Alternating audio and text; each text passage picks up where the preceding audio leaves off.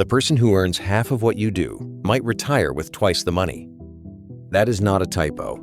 That is math, and almost nobody sees it coming until it is too late to fix. Here is the strange part. This has nothing to do with luck, and nothing to do with a secret investment trick. It comes down to one number most people never even look at. Not their salary, not their bonus, their savings rate. Two coworkers get hired the same year, same starting salary. One of them gets promoted 3 times over the next 15 years. The other stays in the same role the entire time.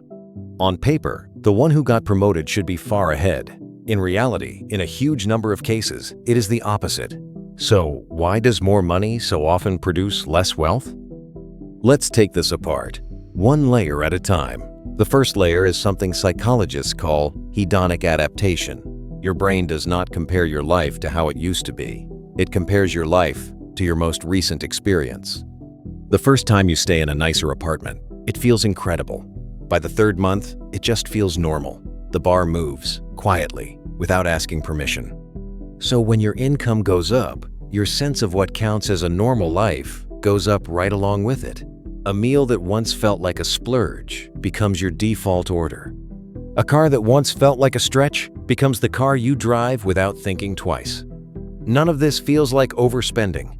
It feels like simply living the life you have earned. This pattern has an actual name in personal finance. It is called lifestyle inflation, sometimes called lifestyle creep, and the data on it is not subtle.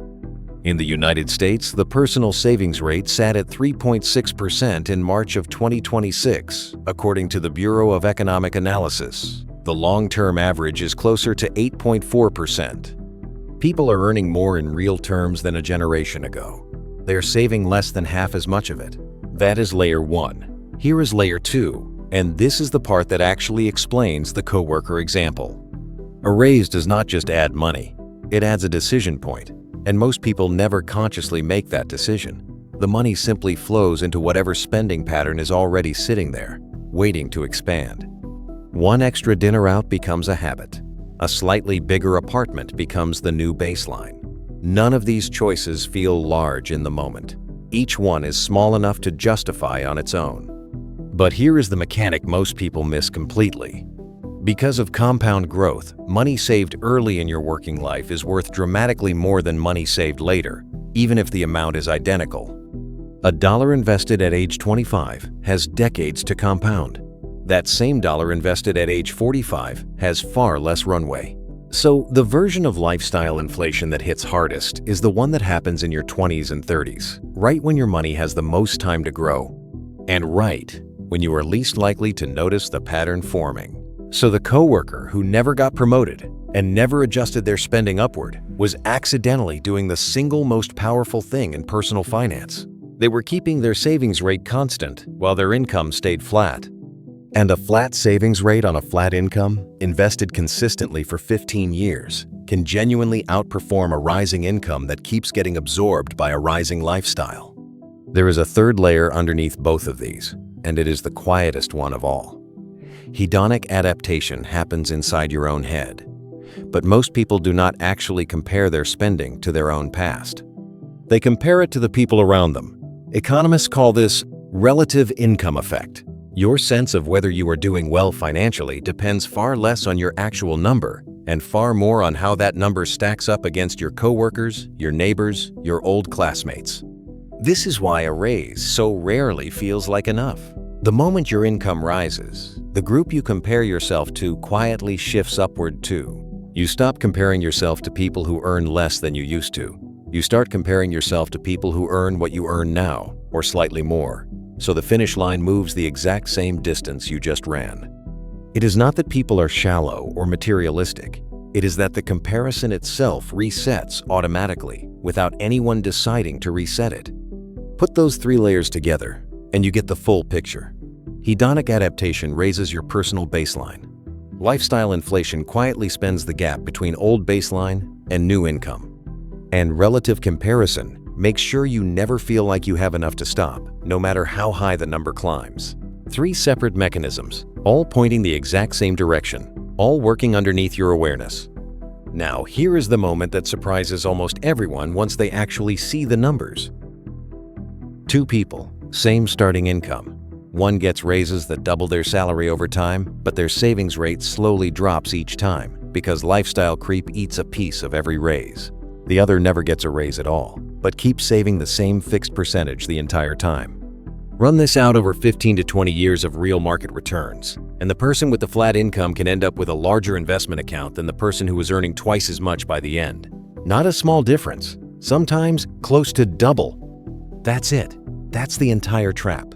It was never about how much money passed through your hands. It was only ever about what percentage of it you kept moving forward instead of upgrading your baseline. If you have gotten this far, hit like, because this next part matters more than the last 5 minutes combined. Here's the twist most people never think about. This does not mean you should never enjoy a raise. That's not the takeaway, and treating it that way is exactly how people quit good financial habits after a few white-knuckled months. The actual fix that behavioral economists point to is deceptively simple. Before a raise ever hits your account, decide in advance what percentage of it goes straight into savings or investments, automatically, before you ever see it as spendable money. Some financial researchers call this paying your future self first. Vanguard and the Consumer Financial Protection Bureau have both pointed to automation as one of the most reliable ways to keep a savings rate from quietly eroding, precisely because it removes the moment of decision where lifestyle creep usually sneaks in. So the real skill was never earning more. It was building a system where your savings rate goes up automatically before your spending has a chance to expand and eat it first.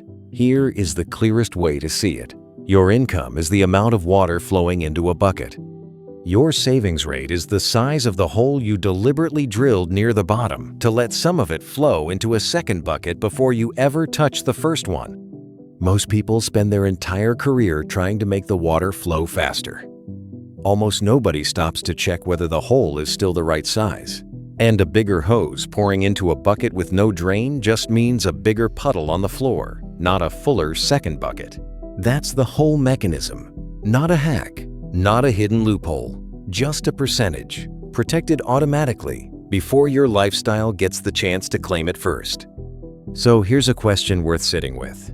If your income doubled tomorrow, would your savings rate actually go up, or would your spending just quietly follow it?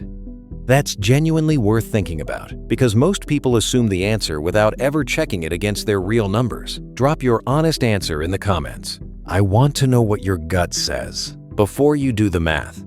This channel exists for people who want to understand the real mechanics behind their money, not just be told what to buy or sell. If that's you, subscribe, because there is a lot more hiding in the numbers than most people ever stop to look for.